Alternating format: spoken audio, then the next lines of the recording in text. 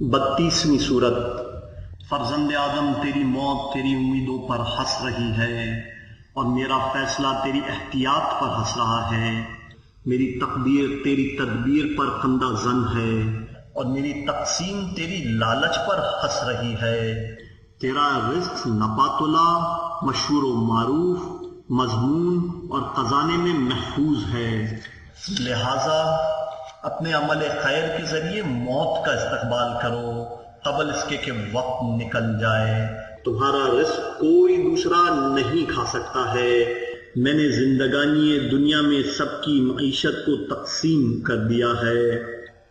فرزند آدم دنیا میرے دوستوں کے لیے تلخ ہے، لیکن وہ میری ملاقات کے مشتاق ہیں، اور میرے دشمنوں کے لیے شیریں ہے، لیکن وہ میری ملاقات کو ناپسند کرتے ہیں۔ فرزند آدم موت بہر حال نازل ہونے والی ہے، چاہے تمہیں ناپسند ہو۔ حکم خدا پر صبر کرو اور ایک دن قبر سے بہر حال نکالا جائے گا۔ جب بستر سے اٹھو تو اپنے رب کی حمد کی تسبیح کرو۔